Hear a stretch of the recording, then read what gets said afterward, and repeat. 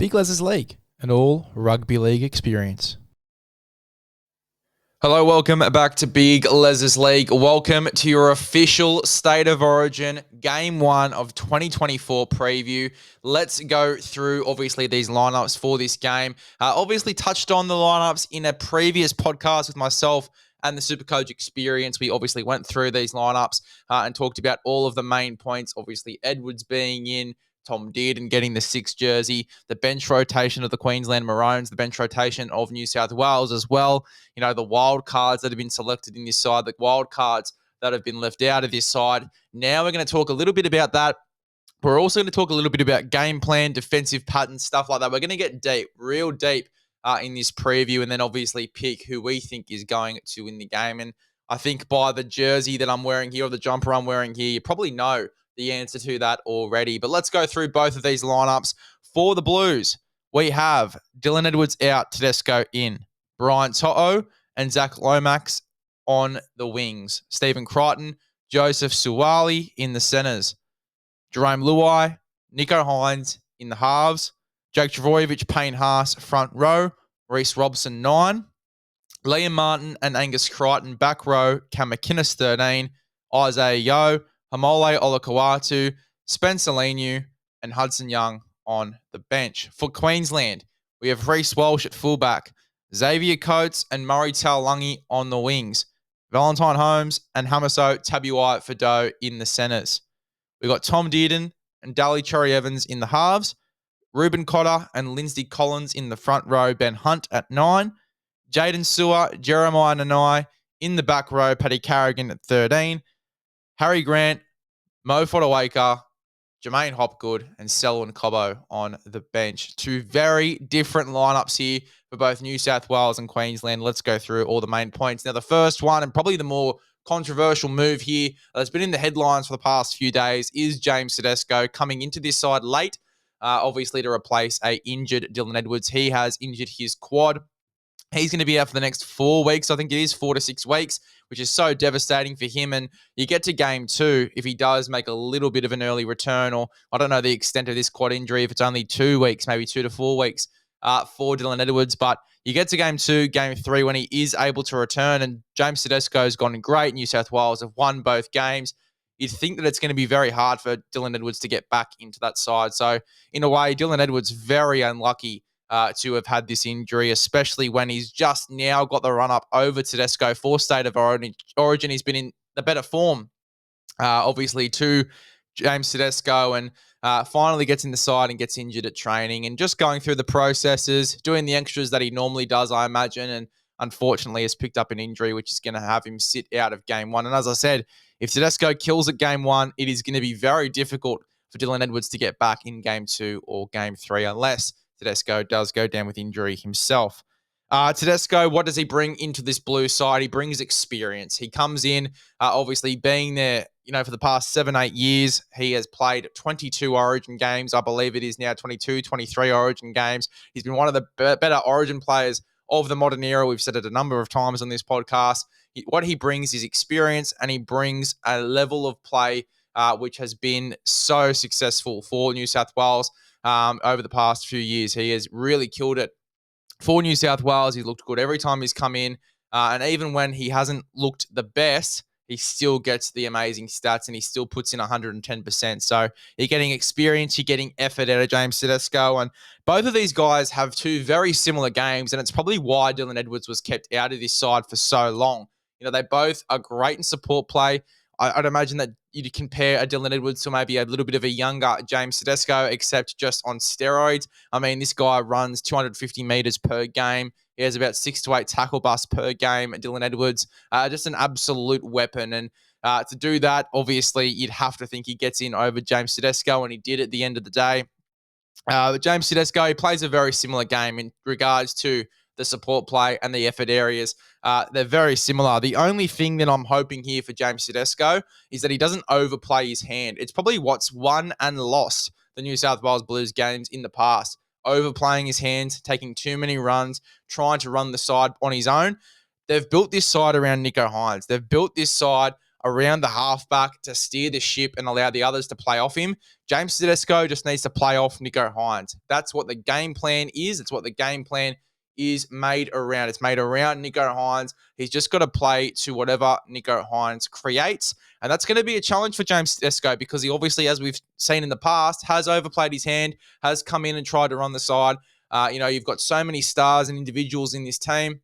Matt just simply just sort of cut that slate a little bit. He's taken out all the individuals and he's got a bunch of hard fucking workers, a bunch of nut truckers in this side that are just willing to work for the jersey and play around, as I said, Nicho Hynes. James Tedesco's just got to come into this system and I imagine he will and he'll do it quite well. Obviously, over the past few weeks, we've seen that he's sort of calmed down his game and played off the back of Luke Keary and what Sam Walker create over at the Sydney Roosters. Didn't get to see too much of it this weekend because he got ruled out for Origin, but he has sort of calmed things down a little bit, not taking too many runs, not overplaying his hand. It's a great sign coming into State of Origin football because it's exactly what you want to do, what you want him to do, around Nicho Hynes. Like, I'll give you an example. I mean, Reece Robson, they could have gone for an Api Coruscant. He was very zippy at a dummy half. It wasn't only the defense that got Api Coruscant out of a jersey for New South Wales.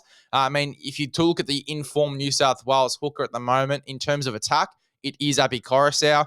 It's just that they need someone who's just going to make their tackles, give good service at a dummy half, and not someone too sparky or zippy that can just play off the back of Nicho Hynes. And Reece Robson fits that mold to a T. I should say. You've also not got a Latrell Mitchell or Tommy Trbojevic, yes, due to injury and obviously being pulled out, overlooked in this side. You got Stephen Crichton and Brian To'o, familiar combination on that edge. Suwali, Lomax on the other side, who I don't think are going to overplay their hand too much. I'm pretty sure.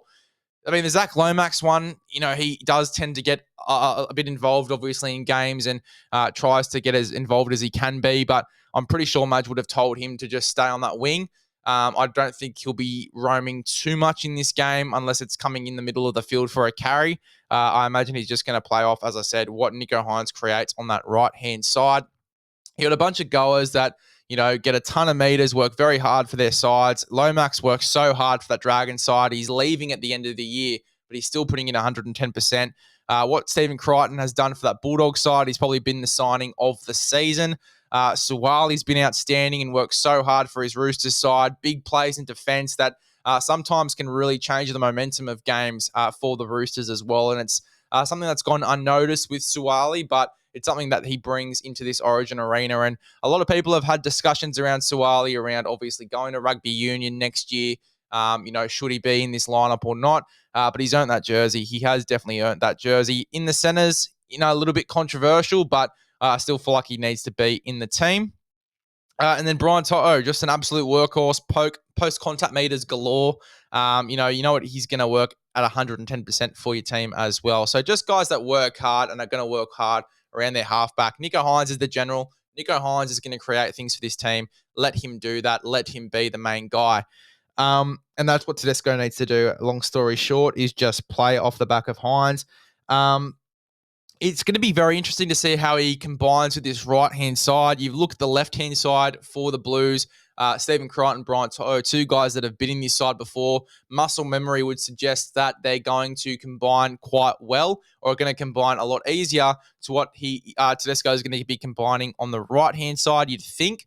Suwali generally plays on the left-hand side too, so Tedesco would be very used to having Suwali on that left. Suwali moves over to the right in this game. Lomax there as well, who Tedesco doesn't have a combination with because this is Lomax's first game in the New South Wales colours. I think that could be very interesting to see how he goes down that right-hand side. It's very interesting for me to say that he's going to combine better on a Penrith edge than he is on a Roosters edge, but I can just see Tedesco maybe going down that left a little bit more to create certain opportunities, or, off the back of Hynes and Luai. And I think that's more the case as well because you got Luai there who is a Panther himself and has that combination with Stephen Crichton and Brian To'o. And obviously Hynes, very good down the left of late. We've seen that a lot of the games where the Sharks have been going well, Nicho Hynes has been roaming a lot down that left-hand side with Kale Liro and Ronaldo Mulatalo. So, yeah, look, I mean, I think that a lot of traffic is going to go down the left-hand side. I don't think too much traffic is going to go down the right, not only because of combinations, but also just because of experience as well. And obviously these two together don't really have combinations yet. They've only trained with each other for 2 weeks, so it will be interesting to see the combinations there as well. Yeah, I think that a lot of traffic is going to go down the left-hand side for New South Wales, just off the back of muscle memory. Guys that have played with each other before in this Origin arena and at Clubland, and obviously with the Penrith combinations there as well, you'd have to think that a lot of traffic does go down that left-hand side. It's got a bit of an itchy nose there. Now, the bench rotation for New South Wales is my next point. Obviously, we have all forwards at the moment: Isaiah Yeo, Hamole Olakau'atu, Spencer Leniu, Hudson Young. You've got 2 back rowers and you've got 2 middles. Obviously, Yeo, a lock forward. Spencer Leniu, pretty much the only out-and-out front rower in this side.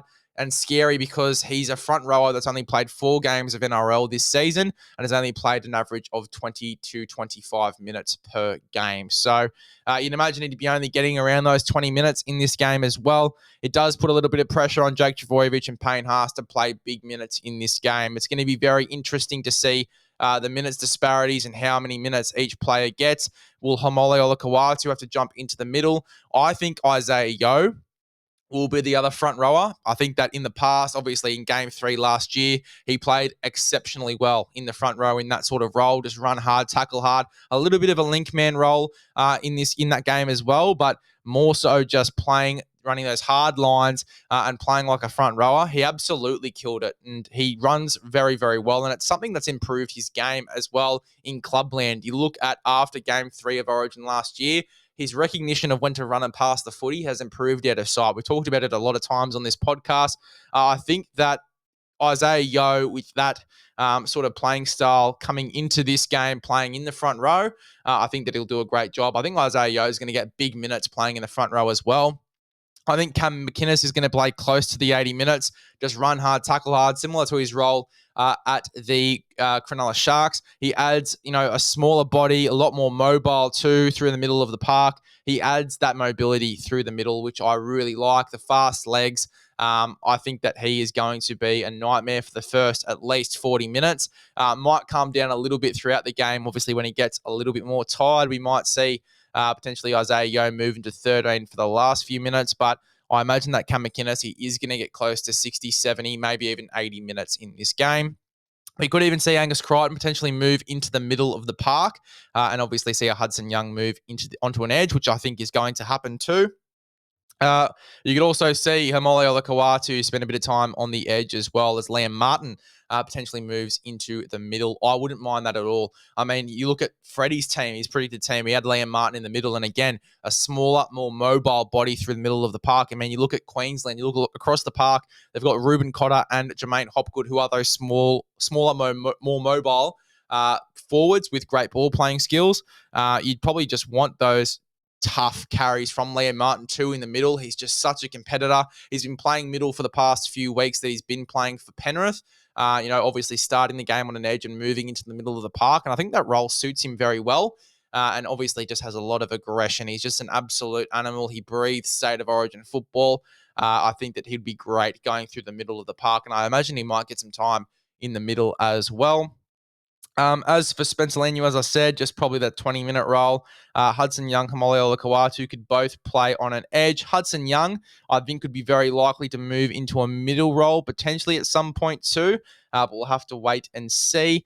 And I think that's how that bench rotation works. I think it's just going to be worked out on the day where the game goes in terms of the direction, who gets injured, who needs an early spell, stuff like that. I think it's going to be very game dependent as to how this rotation works. The only thing I don't like about it is there's no 14. If a half goes down, we're fucked. If a fullback goes down, it's going to be very hard for a Stephen Crichton in an Origin game to cover that fullback role. I think that he'd struggle. And same for Zach Lomax as well. As much as I think that they could cover that position at Clubland very well in an Origin game, they just get peppered there. I really do. I think off the back of a DCE kick, a few DCE really large and long kicks, there'd be a lot of pressure put on those guys going into fullback. They'd just get peppered with the ball, bombs, early kicks on last tackle. And yeah, I think they'd just struggle there in an Origin game. To be honest, that's just my opinion. So I think that you do need that cover, and that cover is going to come through Matt Burton. I think he's got to be on the bench. I think that Hudson Young probably comes out on game day, and we see Matt Burton go onto the bench. If that's the case, Hamoli Olakau'atu's role is much clearer. Obviously goes into the back row, Liam Martin into the middle of the park. You see Spencer Leniu get that 20 front row minutes. You see Isaiah Yeo probably play big minutes in the middle as well, give Payne Haas a bit of a spell in this game. And all of the roles of the bench moves quite smoother, and it's a lot more clear as to where these guys are playing on the field. Isaiah Yeo, Hamoli Olakau'atu, Spencer Leniu, their roles become a lot clearer. It's not game dependent at all. It's pretty similar to what we've had in the past for New South Wales. And Matt Burton, he can cover injuries. He can come on through the middle and play a bit of a roaming role, even on an edge. I think he could cover quite well. But just those last tackle kicks, moving him in maybe into left edge back row, having him defend there, which he's pretty much defended all season in that left sort of edge role, obviously being at 5'8". He plays more like a center anyway with his running game and stuff like that. He pretty much defends in that back row sort of area on game day. So having him in that back row sort of role and just those last tackle kicks, a third option, which really confuses the defense of the Maroons. You just don't know what to expect. You don't know who's going to kick the footy, whether it be Hynes, whether it be Luai, whether it be Burton. I think that would be unreal. So Burton, I imagine if he does come into this 17, he's going to play regardless of if there's injury or not, and I think he's going to have a big impact on the game. So Matt Burton, I'd be moving into this rotation for sure. That's just my opinion. I think it makes the bench flow a lot better. The game plan makes a lot more sense. And I think that, as I said, you've got cover. If a half goes down, if a fullback goes down, Matt Burton could probably fill in there and do a job. He's got a lot more pace than what he's had in past years as well. He's added a lot of layers to his game, which, when you watch him roam, he could fill fullback quite well and do a job. Obviously, not the same capacity as to what a Tedesco would or what a Critter would probably going into fullback, but he'd definitely do a job there if there was injury and you had to chuck him in there for a period just for a little while, or if you have to move him into the centers and Critter can go to fullback, stuff like that. Can cover a bunch of positions at Matt Burton and do a job. So I would have him in my 17. So that's all the notes really for the Blues. Jake Trbojevic becoming the captain of this side. Love it. I love it. He just breathes Origin. His mentality, his leadership, it just suits the characteristics of a New South Wales Blue. He just has that Origin mentality, and I love Gerbo at captain. I really do. As I said, he's just such a leader. He's probably one of the better leaders in the competition. Love watching him for Manly, watching him speak, the passion that he has for his jersey, no matter what jersey he's wearing, he just has unlimited passion, and that's what you want out of a New South Welshman. I think him at captain is going to be great. His defense is going to be outstanding. I didn't have him in my 17, just the week out. Obviously, my last predicted sides, I took Gerbo out, but having him in there, he was originally in my first or second predicted team anyway, and I think he'll do a job defensively for the first, defensively in general. He's going to play big minutes in this side. Don't get mistaken about that. He's probably going to play around 60 minutes. Just defending on the goal line, I think he's going to be outstanding. His ball playing through the middle, being the link man. He adds so many layers to this front row. I think that he'll be great. I think that he'll do a good job, Jake Trbojevic. And as I said, his passion and for whatever jersey he plays in is just, it's unseen. You don't really see it with a few players. But he's one of those guys where he just has unlimited passion for his jersey, and I love it. So Jake Trbojevic, a captain, it is a great, great move. Hynes, he's under a bit of pressure going into this game. Obviously, Nathan Cleary out, a few other halves out of contention. Nico Hynes comes into that number 7 jersey. He was probably going to go into the number 6 with Mitch Moses at 7 if Mitch Moses maybe came back the week before. Hynes in the 7, a bit of injury cloud around him, but he has a lot of pressure. A lot of people come and say that Nico Hynes is overrated. I don't think so personally, but that's the word going around. Nico Hynes, overrated. He has a great opportunity here to prove that he isn't overrated, that he can handle the big games. We've seen it in the past for Cronulla. He can handle those big moments. He didn't do it against Penrith, but it's a big opportunity for him to turn a lot of those mindsets around Nico Hynes not being a big game player or not being able to handle pressure. He's going to come in and hopefully do a massive, massive job here. He's got a lot of pressure on him. I am excited to see how he handles it. Himself and Jerome Luai, who obviously he was against in that Penrith game. Luai, I imagine if Nico Hynes goes a little bit quiet, which I doubt, Luai can always pick up the pace, pick up the slack, and do a great job. We've seen that in that Cronulla game for the Penrith Panthers. I think having these two guys together, I think is going to be okay. And I think it does take a lot of pressure off Nicho Hynes because, as I said, if he does go a little bit quieter, if he does find that the pressure gets to him a little bit, Luai can step up and take a lot of load on and do a great job. And especially this year's Luai, who has developed so much over the past few years. He's won 3 comps, and obviously in that number 7 jersey over the past few weeks has killed it for Penrith. I think that he's in for a massive, massive game here. And, if Hynes does go a bit quiet, can really pick up the slack and take control of this Blues side. So, yeah, as I said, I doubt it. I think Nico is going to have a great game. I think these two are going to combine really well. It's going to be very similar to what a combination we see at the Melbourne Storm. 2 great running halves that can kick very well and can obviously break the game open, either one of them. So I'm really loving this combination, and hopefully Nicho Hynes, the rumours aren't true that he's been limping around training, because that's what I'm hearing at the moment. Hopefully he gets to play and prove that he isn't an overrated player, that he can handle the big moments. I'm excited for him. So that's all for the Blues. Let's move on to the Maroons and some of the notes we have around them going into this game. The first one is Selwyn Cobbo off the bench. It's something that I wouldn't do, but, watching Billy Slater over the past few years, he's made some big calls and they've paid off every single one of them. Selwyn Cobbo, for me, is a bit of a strange one. It's probably the most controversial call that he's made as a Maroons coach. Selwyn Cobbo coming off the bench. Where does he come into this game? When does he come into this game? A lot of people are pretty firm on the belief that he will only come in if there's injury. I doubt it. I think he is going to get a 15 minutes, 15 minutes of game time, I should say.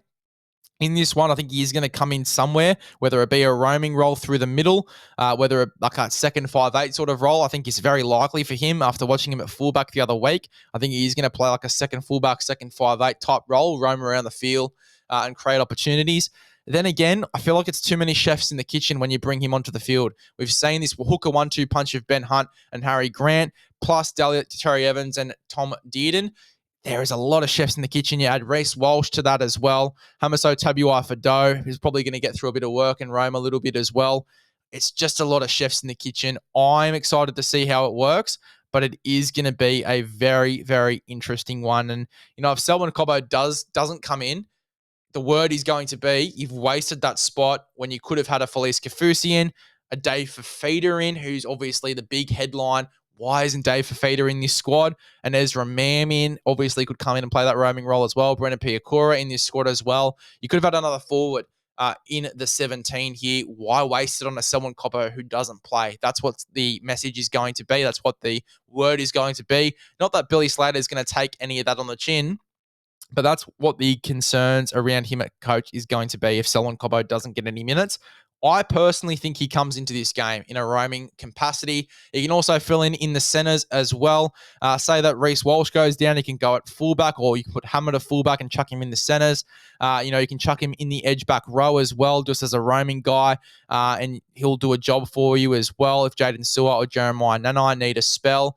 I think there's a number of ways Selwyn Cobbo can come into this game, and as a New South Wales fan, I'm generally scared to see where he does come into the game. I think that he is a bit of a wild card. He's one that you look at on the bench and go, fuck me, I just don't know where he's going to come on. I don't know when he's going to come on. I don't know what Billy's thinking here with this rotation. That scares me. That thought alone scares me. So keen to see what Billy is going to do here. You got to trust in Billy if you're a Queensland fan.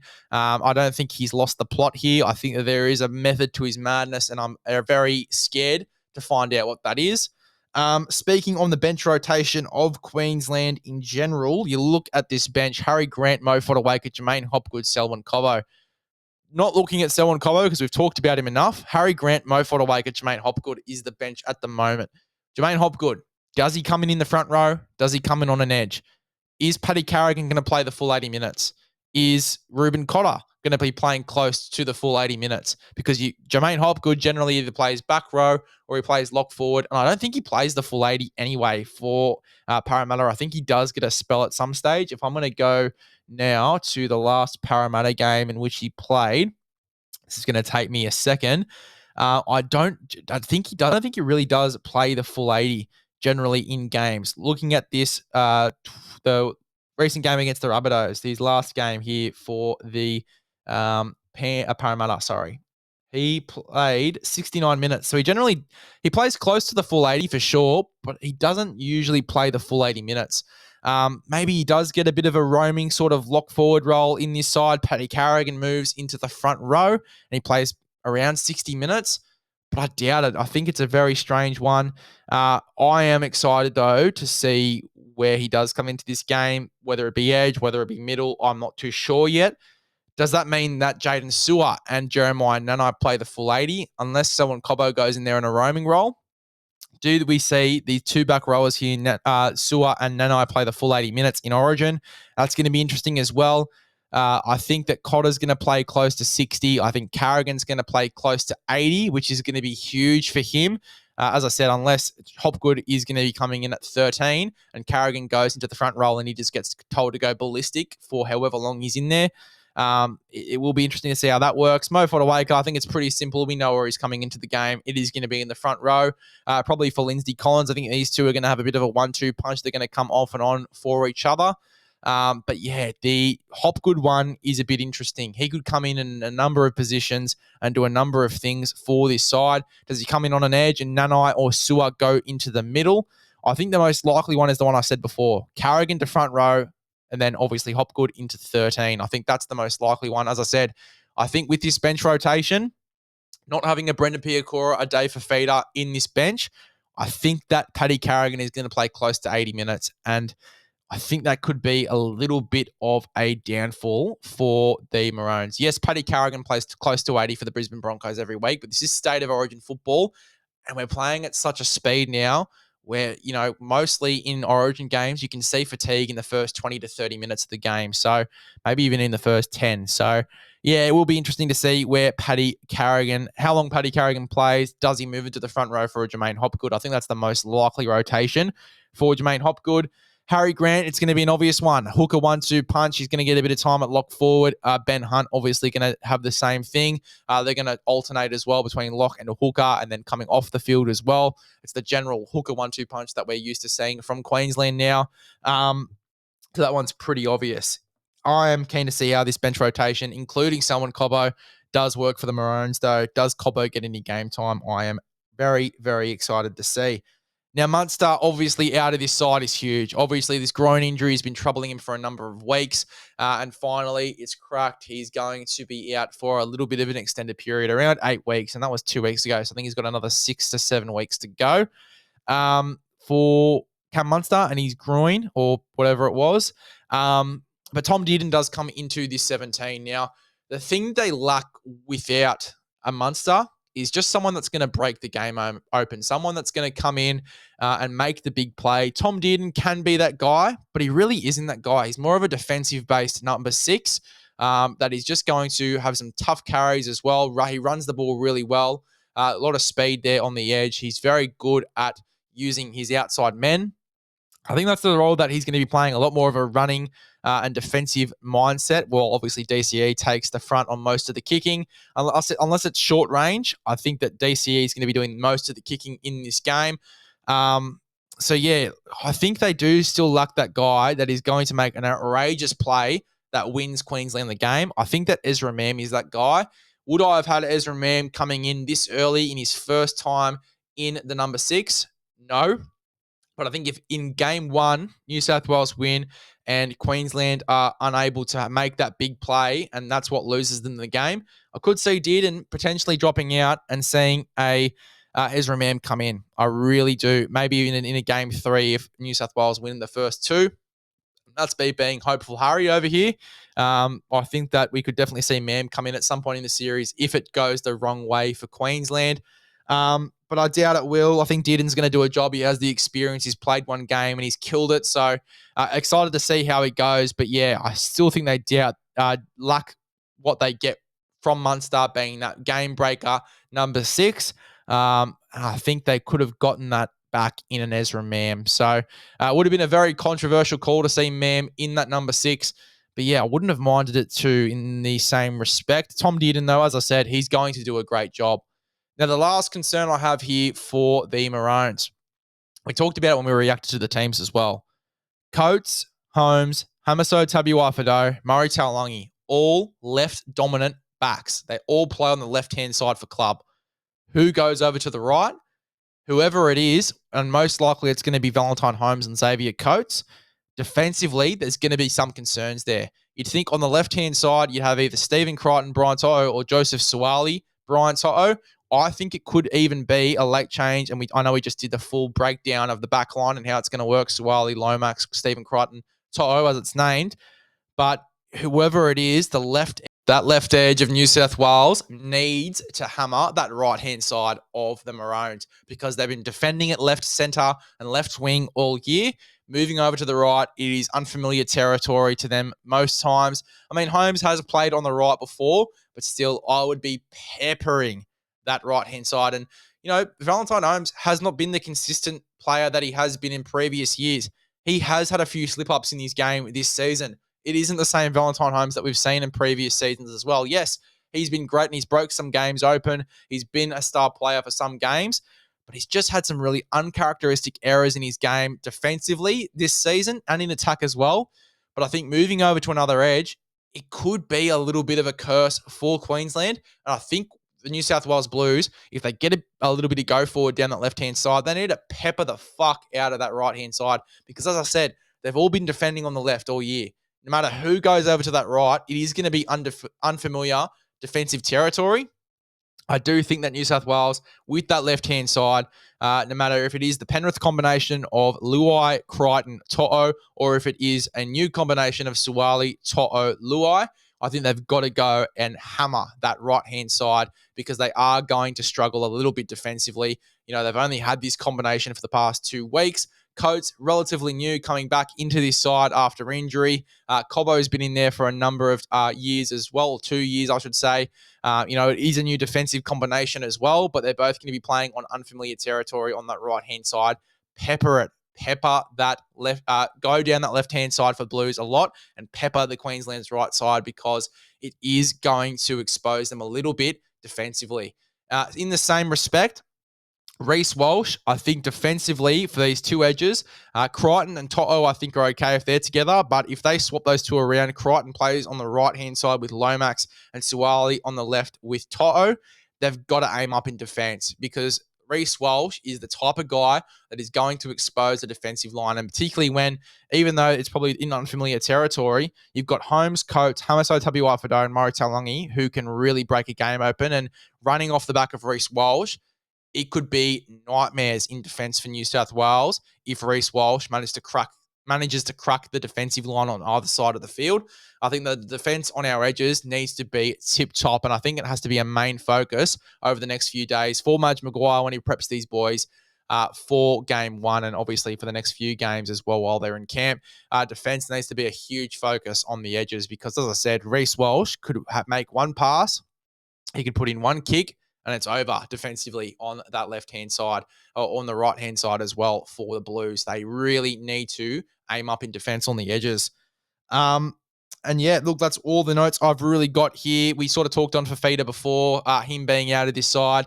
I mean, as a New South Wales fan, we talked about how scary it is with Cobbo in jersey number 17. We don't know where or when he's going to come onto the field. I would have been a little bit more scared with Fafita on the bench because it's the same sort of thing. We don't know where he's going to come on, when he's going to come on, but it's a little bit more clear as to what his role is going to be, whether it be in the middle, whether it be on an edge. It's just going to be run hard, tackle hard, and make some big fucking plays. And he's most likely going to come in on an edge, Dave Fafita. So Dave Fafita probably scares me a little bit more than a Selwyn Cobbo because Selwyn Cobbo realistically might not get any game time. So, yeah, look, I mean, I probably would have gone with Fafita. Obviously, Billy Slater's identified something, whether it be with defense or attitude, with Dave Fafita, and, for that reason has left him out of this side.